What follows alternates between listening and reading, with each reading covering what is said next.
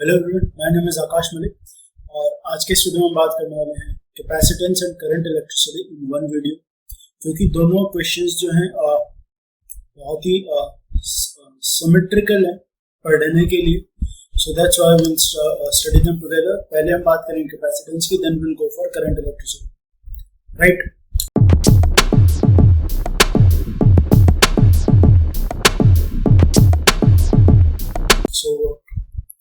Let's start with capacitance. So basically अगर capacitance की बात करें तो capacitance क्या होता है? It is the capacity to store charge.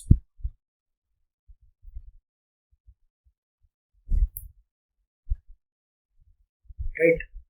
बात करें कि capacitance कुछ special type of conductors है जिनकी हमें याद रहनी चाहिए. तो पहले आता है capacitance of an isolated conductor. तो बात करेंगे capacitance of an isolated conductor.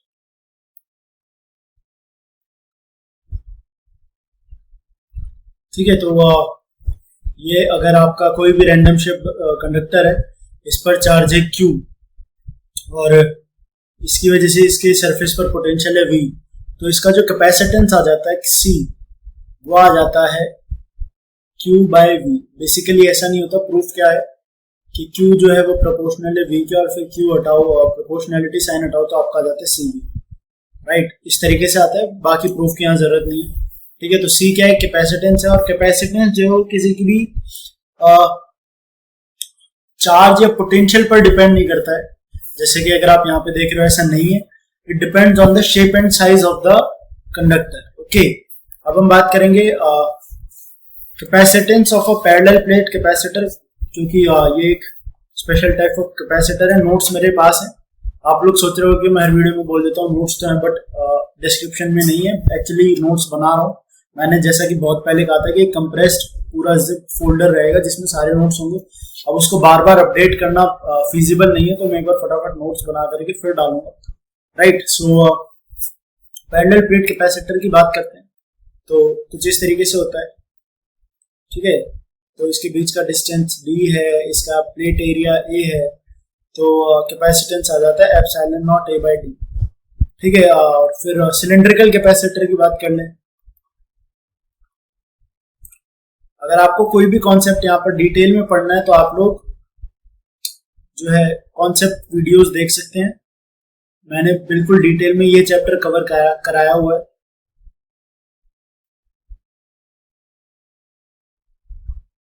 तो अगर ये जो इनर रेडियस है ये है A और जो आउटर रेडियस है वो है B, तो इस केस में जो कैपेसिटेंस आ जाता है वो आ जाता है हमारा 2 pi epsilon not times L, where L is the length of this conductor, divided by log of A by B. ठीक है, और अगर बात करें स्फेरिकल कंडक्टर की, तो स्फेरिकल कंडक्टर बेसिकली दो कंडक्टर्स होंगे, जॉइंट नहीं कहूंगा मैं, प्लेस्ड होंगे concentrically. Inner radius A, outer radius B, outer shell earth. तो इस केस में जो आपका वो है कैपेसिटेंस आ जाता है आपका 4 पाई epsilon not AB upon B minus A. ठीक है, ये आपका फॉर्मूला हो जाएगा इसके लिए. अब इसके बाद हमें बात करनी है कि energy stored in a charge capacitor. ठीक है, तो अगर आपको फिर बता रहा हूँ कोई भी डिटेल्ड डिस्कशन देखना है तो ये चैप्टर पूरा हो चुका है, आप जाके पढ़ सकते हैं. और क्वेश्चंस भी हैं तो आप जाके क्वेश्चंस भी कर सकते हैं. बेसिकली कैपेसिटर की जो प्लेलिस्ट है उसमें क्या है कि पहले 2 वीडियोस में मैंने कॉन्सेप्ट पढ़ाए हैं, 3rd वीडियो में क्वेश्चंस है, 4th वीडियो में फिर कॉन्सेप्ट है आरसी सर्किट्स का, और 5th वीडियो में फिर क्वेश्चंस है. तो 5 वीडियो में आपका पूरा चैप्टर कंप्लीट हो जाएगा अगर आप इस चैप्टर को डिटेल में पढ़ना चाहते हो. ठीक है, तो एनर्जी स्टोर्ड की बात कर लेते हैं. ठीक है, तो बेसिकली जो एनर्जी है वो आ जाती है हाफ CV स्क्वायर या फिर Q स्क्वायर बाय 2C या फिर हाफ QVB हो जाएगा. ठीक है, फिर बात करते हैं एनर्जी डेंसिटी की. एनर्जी डेंसिटी क्या होती है? एनर्जी पर यूनिट वॉल्यूम. तो ये आपका आ जाता है हमारा half epsilon not E square. And in case of magnetic field अगर आप वन शॉट सीरीज देख रहे हो तो एक बार मतलब आप पूरा सिलेबस कर चुके हो। तो for magnetic field energy density आ जाती है कितनी, half mu not B square. अगर आप लोगों को फॉर्मूला याद है तो अच्छी बात है, नहीं है तो कोई बात नहीं। अभी आप चाहो तो इसको डिटेल में पढ़ सकते हो, मैग्नेटिक इफेक्ट्स ऑफ करंट में ये भी पूरा डिटेल में हो चुका है, राइट। बाकी आगे वन शॉट सीरीज आएगी उसमें भी इस फॉर्मूले को रिकॉल कर लेंगे। फिर एक इंपॉर्टेंट चीज है कि distribution of charge for two connected capacitor की बात करनी है, डिस्ट्रीब्यूशन ऑफ चार्जेस। तो बेसिकली अगर दो कैपेसिटर्स हैं कनेक्टेड लाइक दिस, ठीक है, और लेट अस से इनिशियली Q1 Q2 चार्ज है और रेस्पेक्टिव कैपेसिटर्स हैं हमारे C1 और C2। तो मुझे फाइनली अगर मैं बेसिकली ये स्विच था यहाँ पर, मैं इसको थोड़ा दोबारा ड्रॉ कर देता हूँ।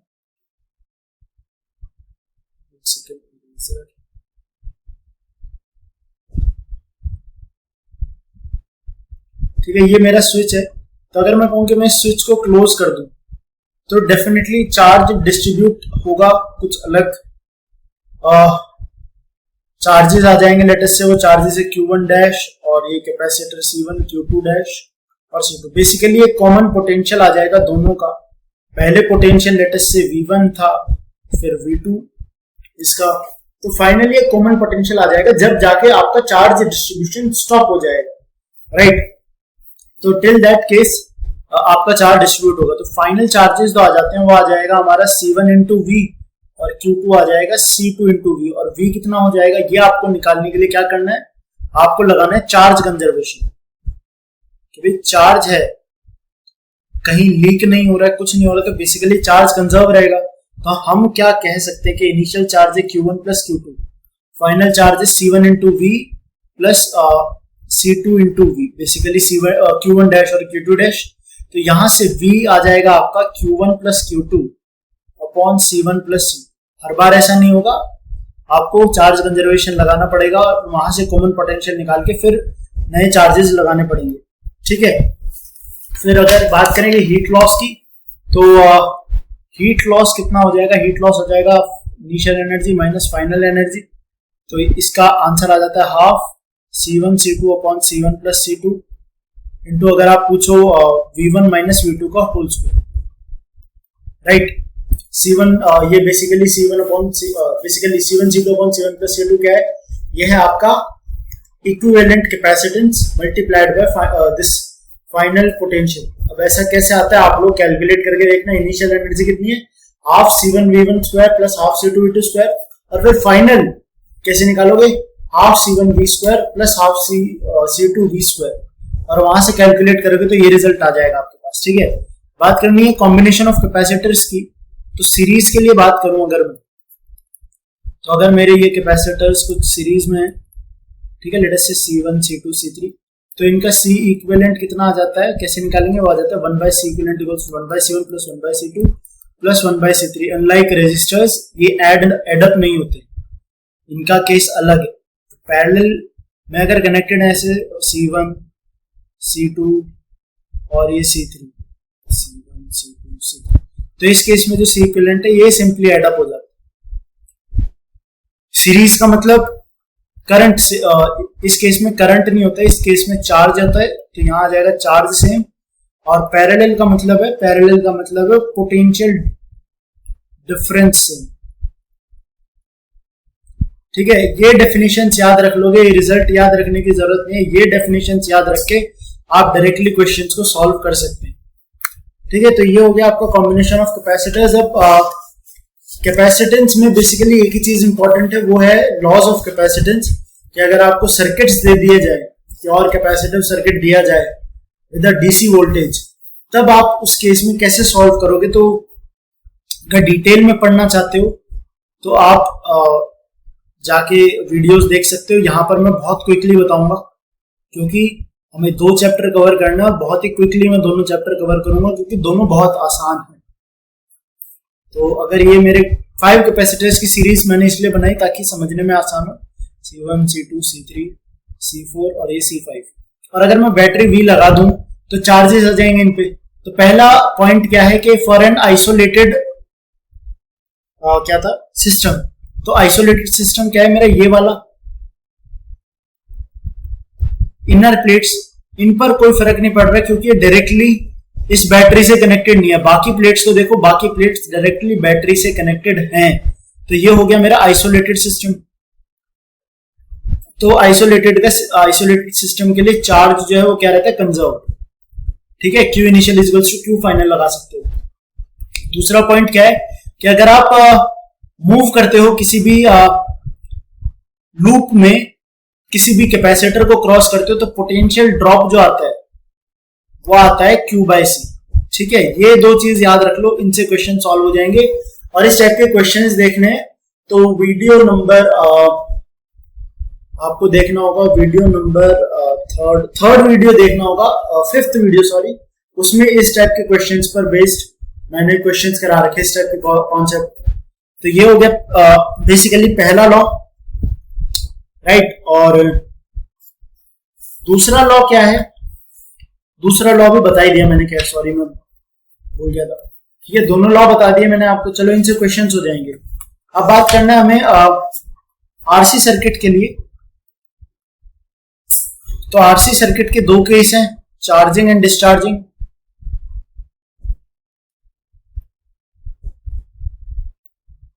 ठीक है, तो चार्जिंग पहले डिस्चार्जिंग क्या हटा देते, चार्जिंग की बात करते हैं। ठीक है, तो चार्जिंग के लिए क्या सिनेरियो होता है, ये कैपेसिटर, ये एक रेजिस्टर और इनके साथ एक बैटरी कनेक्टेड होती है और ये स्विच इस तरीके से। और अगर मैं स्विच क्लोज कर दूं तो यहां से कुछ करंट फ्लो होने लग जाता है, इस कैपेसिटर पर चार्ज क्यू आ जाता है and Q as a function of time कुछ इस तरीके से आता है, Q is equals to Q not 1 minus e to the power minus t by tau, where tau is equals to RC which is time constant and Q naught is equals to CV। ठीक है, और current क्या आ जाता है इसमें, current आ जाता है I naught e to the power minus t by tau और I naught आ जाता है हमारा V by R। ठीक, ग्राफ की बात कर ले, चार्ज की ग्राफ की इंपॉर्टेंस है यहाँ पर।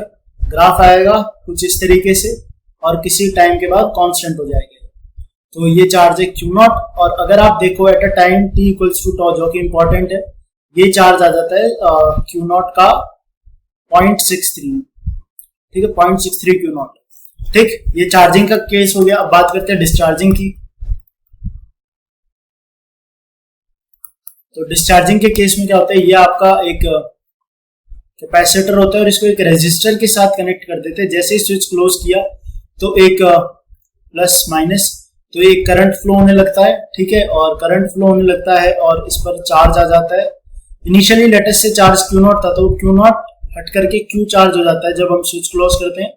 तो ये जो Q आता है, ये आता है Q not times e to the power minus t by tau, जहां तक मुझे याद है, राइट। बाकी मैं ऐसे याद नहीं रखता हूँ इसको, मैं इसका ट्रांजिएंट एनालिसिस याद रखता हूँ कि अगर बंद कर दिया तो किसी भी टाइम पर हम KVL जो फॉर कैपेसिटर से वो लगाए, जो कि हमारा लॉ नंबर सेकंड था, उससे मैं फिर ये ट्राई करता हूँ क्वेश्चन को सॉल्व करने का। बाकी आप लोग याद रख सकते हो, अगर आपको याद रखना है तो I आ जाता है I not e to the power minus t by tau. Graph इसका फिर कुछ इस तरीके से आ जाता है कि अगर ये चार्ज Q नॉट है और ये टाइम के साथ वेरी कर रहा है तो कुछ इस तरीके से ग्राफ आपका वेरी हो जाता है। और t इक्वल्स टू टॉ पर आप देख सकते हो कि जो चार्ज बचेगा वो 0.37 Q नॉट। ठीक है, कुछ ज्यादा बड़ी चीज नहीं है। ठीक है, चलो इतना ही था भाई। कैपेसिटर्स में आप देख सकते हो विद इन 15 मिनट्स आपने पूरा एक कैपेसिटर का बड़ा सा चैप्टर रिवाइज कर लिया, जो कि अपने आप में एक बहुत बड़ी बात।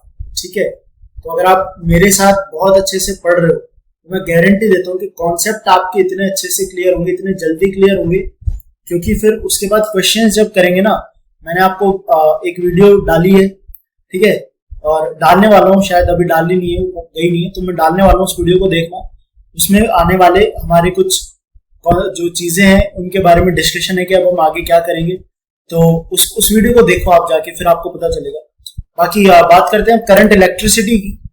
तो करंट इलेक्ट्रिसिटी को पढ़ने से पहले करंट पढ़ना पड़ेगा। बेसिकली आप लोगों ने पढ़ा हुआ है, करंट पढ़ाने की जरूरत नहीं, कैपेसिटर में भी करंट यूज कर लिया आपने। बट करंट क्या है, basically I is equals to d Q by d t which is rate of flow of charge. यहाँ से डी क्यू आ जाता है मेरा आई d T.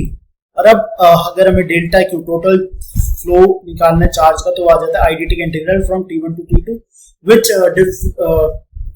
Differentiate if current is changing और नॉट। ठीक है, अगर कांस्टेंट है तो ये आपका सिंपल आंसर आ जाता है कि आई डेल्टा टी, नहीं तो फिर इसको इंटीग्रेट करना पड़ेगा। चलो, और डायरेक्शन ऑफ करंट की अगर बात करें तो बेसिकली ये स्केलर क्वांटिटी बट इसका डायरेक्शन होता है which is opposite to the flow. अब इसका कॉन्सेप्ट मैंने अच्छे से समझाया हुआ है कि अगर स्केलर है तो फिर इसका डायरेक्शन क्यों है, तो वो चीज आप जाकर के देख सकते हैं। अब करंट की बात पढ़नी है हमको, करंट डेंसिटी। तो करंट डेंसिटी क्या होती है कि कई बार हमें डिस्कशन करना होता है area flowing through a cross section, current flowing through cross section, तो उस टाइम पर हम करंट की बात नहीं करते क्योंकि एट ईच पॉइंट कुछ ना कुछ और करंट फ्लो हो रहा होता है बिकॉज एरिया इज चेंजिंग। तो उस टाइम पर करंट डेंसिटी की बात होती है and that is equals to I by A, where A is the area of cross section और आई को ऐसे जे डॉट ए भी लिख सकते हो। ठीक है, ये दो रिजल्ट्स हैं, आप लोग याद रख सकते हैं। फिर बात करनी है ड्रिफ्ट वेलोसिटी। तो ड्रिफ्ट वेलोसिटी बेसिकली अगर आप ये नोट्स देखोगे, नोट्स में काम करूंगा, जितने भी लेक्चर के नोट्स बन गए वो मैं डिस्क्रिप्शन में डाल दूंगा और फिर एक फाइनल अपडेट बाद में कर दूंगा नोट्स का ऑफ दैट जिप फोल्डर। तो अगर आप नोट्स पढ़ोगे, नोट्स दिए हुए मैंने, तो देखो, अगर आप देख पाओ कि जो ड्रिफ्ट वेलोसिटी है उसकी डेफिनेशन भी मैंने यहाँ लिखी हुई है। तो ये कहता है कि अगर आप देखो कि कोई भी कंडक्टर है तो अगर आप उसको टच करते हो तो आपको करंट नहीं लगता है। वो इस वजह से होता है क्योंकि एट द एंड हमारे जो इलेक्ट्रॉन्स है वो ऐसा नहीं है कि रेस्ट में वो मूव कर रहे हैं, बट उनका नेट डिस्प्लेसमेंट जीरो हो जाता है, तो नेट फ्लो उनका जीरो आ जाता है।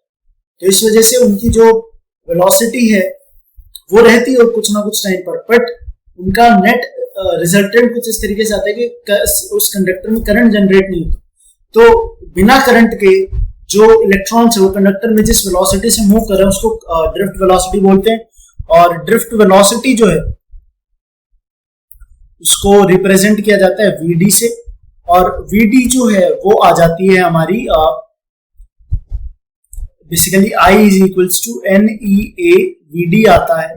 ठीक है, और अगर आप यहां से वीडी को लिखना चाहो जे के टर्म्स में तो ये आ जाता है J upon n e, where n is the number of electrons per unit volume and E is charge on this electron, area is area of cross section। ठीक है, तो ये बेसिक ड्रिफ्ट वेलोसिटी था।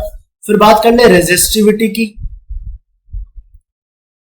तो रेजिस्टिविटी क्या होती है, basically oppose करने की टेंडेंसी होती है। ठीक है, इसको दिया जाता है E बाई जे, और अगर आप इसको देखो फिर बात करें रेजिस्टेंस की R, तो वो आ जाता है रो एल बाई ए।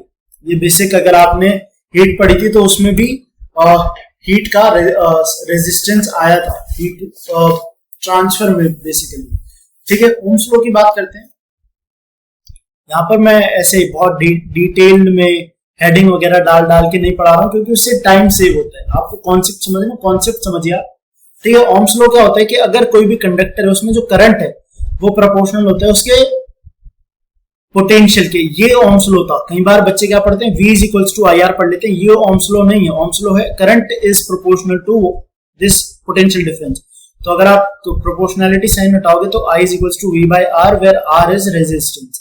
ये मॉडिफाइड वर्जन है बट ये ओम्स लॉ नहीं है। ठीक है, ओम्स लॉ है current is directly proportional to the potential difference. ठीक है, फिर बात करनी है पावर इन इलेक्ट्रिकल सर्किट। तो पावर कैसे निकालते हैं भाई, पावर आ जाती है E I, P is equals to E into I। E is EMF। ठीक है, ये क्वेश्चन आपको ये कॉन्सेप्ट याद रख लेना है। ठीक है, अब बात करते हैं कि EMF क्या होती है। तो EMF को समझने के लिए एक एग्जांपल दे देता हूँ। मैंने ये जब कॉन्सेप्ट पढ़ाए थे उसमें भी था कि अगर करंट फ्लो हो रहा है मेरा कुछ इस तरीके से I, तो इस केस में जो EMF है ये बैटरी की पोटेंशियल है V और इंटरनल रेजिस्टेंस है R। तो इस केस में जो EMF है वो आ जाती है V माइनस आई आर। अब कैसे आता है ये आप लोगों को समझना पड़ेगा क्योंकि ये प्लस माइनस है, तो माइनस V और फिर करंट के डायरेक्शन में जा रहे हैं तो माइनस आई आर। तो बेसिकली इस केस में एड अप हो जाएंगे V plus I R. But अगर केस हो कुछ इस तरीके से कि करंट जा रहा है ऐसे और ये R ये V, इस केस में जो EMF आ जाता है वो आ जाता है V माइनस आई आर या आई आर माइनस V। वो साइन का कोई झंझट नहीं है, वो चेंज हो जाएगा। ठीक है, तो इस तरीके से आप लोग कर सकते हो। चलो ये हो गई बात। फिर बात करते हैं रेजिस्टेंस इन सीरीज की। सीरीज रेजिस्टेंस लिख देता हूं क्योंकि इस केस में आपको बैटरीज का भी कॉम्बिनेशन पढ़ना पड़ता है। तो सीरीज रेजिस्टेंस इस तरीके से R1 R2 R3 तीन रेजिस्टर्स हैं, तो इसका R इक्विवेलेंट आ जाता है R1 plus R2 plus R3। सबसे इजी रिजल्ट, बचपन में भी पढ़ा होगा आपने in your lower classes. Parallel combination की बात करें अगर, तो पैरेलल में ये एक रेजिस्टर, ये एक रेजिस्टर और ये एक रेजिस्टर, R1 R2 R3। तो इस केस में जो इक्विवेलेंट आता है वो आता है कैपेसिटर के सीरीज की तरह 1/R1 plus 1/R2 plus 1/R3। ठीक है, तो सीरीज कॉम्बिनेशन पढ़ लिया आपने। अब हमें बेसिकली दो लॉ पढ़ने, Kirchhoff's current law and Kirchhoff's voltage law, और इन्हीं से हमारे most of the question solve होंगे, केसीएल एंड केवीएल। तो केसीएल क्या कहता है कि भाई एट एनी जंक्शन जो है करंट जितना आ रहा है उतना जाना चाहिए, incoming current is equals to outgoing current. तो बाकी टीचर्स इसे ऐसे पढ़ाते हैं कि net current should be zero, मतलब change in current should be zero. तो मतलब इनकमिंग आउटगोइंग बराबर होना चाहिए, सिंपल। तो यहाँ से I is equals to I1 plus I2 लिख सकते हो। तो ये हो गया हमारा केसीएल। केवीएल क्या होता है कि कोई भी अगर ये मेरा एक सर्किट है, कैसा भी सर्किट है, मैं सिंपल सर्किट बना रहा हूं और इस तरीके से आप इसमें जाते हो, तो किसी भी पॉइंट से स्टार्ट करोगे तो वहां पर आने पर पोटेंशियल डिफरेंस जीरो हो जाएगा। तो अगर ये R है, ये V है, तो डेफिनेटली करंट जा रहा है, तो डेफिनेटली यहाँ से स्टार्ट करें तो करंट के डायरेक्शन में माइनस IR, यहाँ से आते हुए माइनस से प्लस जा रहे हैं तो plus V should be equals to zero. तो V is equals to IR आ जाता है। यहाँ से सिंपल से एप्लीकेशन है, कोई ज्यादा बड़ी बात नहीं है। ये केवीएल है। ठीक है, फिर हमें बात करना है ग्रुपिंग ऑफ बैटरीज। तो बहुत ही इजी केस है इसके। सीरीज की बात कर ले अगर बैटरीज की, तो ये एक बैटरी है और ये दूसरी बैटरी है। This is E1 R1 E2 R2।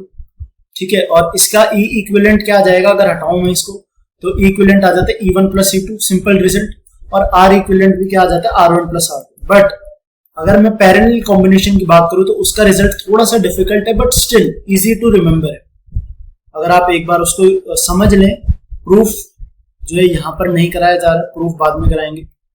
E1 E2, ठीक है। तो इसके लिए E इक्विवेलेंट जो आता है वो आता है E1 bye R1 plus E2 bye R2। Proof मैंने कराया हुआ है, आप जाके देख सकते हो। और divided by 1 by R1 plus 1 by R2। और इस केस में जो R इक्विवेलेंट आता है वो आ जाता है 1 by R equivalent equals to 1 by R1 plus 1 by R। ठीक है, ये हो गया series combination and parallel combination. अब एक टास्क देता हूं मैं आपको कि आप सीरीज और पैरेलल कॉम्बिनेशन का मिक्स्ड कॉम्बिनेशन पढ़ो। यह आपका टास्क है ताकि इसका एप्लीकेशन समझ जाओ इजीली। और अब बात करनी है हमें गैल्वेनोमीटर की। तो गैल्वेनोमीटर क्या करता है, ये एक ऐसा डिवाइस है जो कि आपको बताता है कि किसी भी एक सर्किट में करंट अगर पास हो रहा है तो ये डिफ्लेक्शन शो कर देता है, मतलब करंट बताने के लिए काम आता है। ये बेसिकली दो मैग्नेटिक पोल्स के बीच में गैल्वेनोमीटर रखा जाता है और इसकी एक नीडल, ये एक आपका स्केल है और ये एक नीडल आ जाती है। अगर ये बेसिकली ऐसे होता है, बेसिकली इसके ऊपर कॉइल्स लगाई हुई होती हैं। अगर ये करंट I पास हो रहा है तो बेसिकली नीडल शिफ्ट हो जाती है। ये गैल्वेनोमीटर है। बात करनी है हमको एमीटर की। एमीटर के रिजल्ट्स से ज्यादा इसका तरीका याद रखने के, एमीटर में क्या करते हैं कि इस गैल्वेनोमीटर के साथ में एक रेजिस्टर पैरेलल में लगा देते हैं S, और अगर करंट I पास होता है तो एमीटर इस I की वैल्यू दे देता है। कैसे, तो देखिए अगर यहां पर करंट IG जा रहा है, लेट अस से I गैल्वेनोमीटर, और यहां कितना आ जाएगा I माइनस IG, है ना। तो यहां पर अगर ये पैरेलल में तो पोटेंशियल सेम होना चाहिए, जैसे कि मैंने आपको बताया। तो यहां से क्या आ जाता है IG into G is equals to I minus IG into S। तो यहां से आपको कुछ भी दे करके कुछ भी पूछा जा सकता है। IG दे करके, G दे करके, S दे के आपको I पूछ सकता है, I दे के IG दे करके, S दे के G पूछ सकता है। इस तरीके के क्वेश्चंस आपसे सॉल्व करवाए जा सकते हैं। फिर बात करनी है हमको वोल्ट मीटर की। तो वोल्ट मीटर क्या होता है, वोल्ट मीटर में इस गैल्वेनोमीटर के साथ में एक रेजिस्टर सीरीज में लगा देते हैं।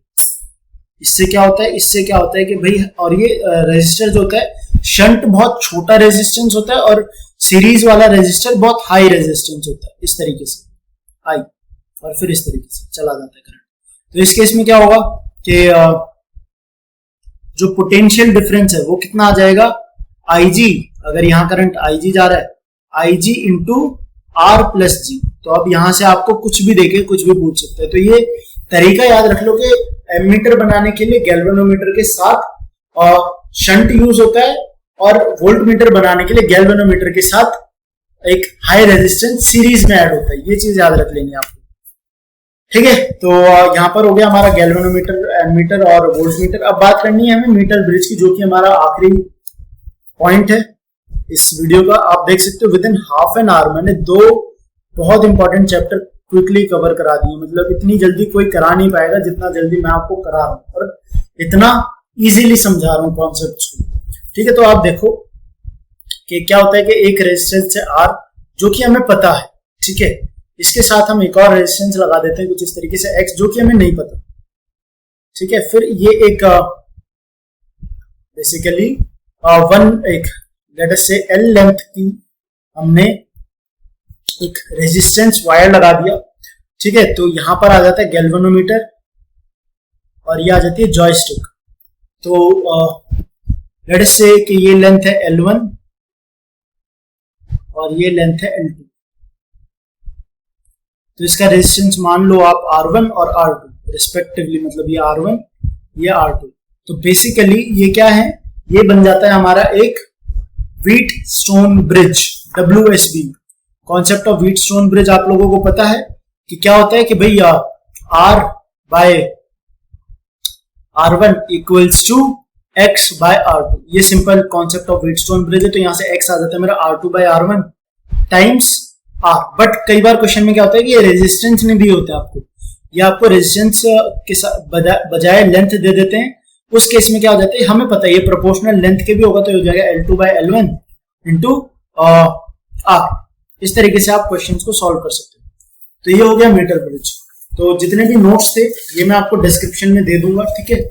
और ये था कॉन्सेप्ट मीटर ब्रिज का, ऑलराइट। और यहां पर हमारा इलेक्ट्रोमैग्नेटिज्म का इलेक्ट्रो पार्ट खत्म हो जाता है, राइट, ठीक है। अब हमें बात करनी है मैग्नेटिज्म की।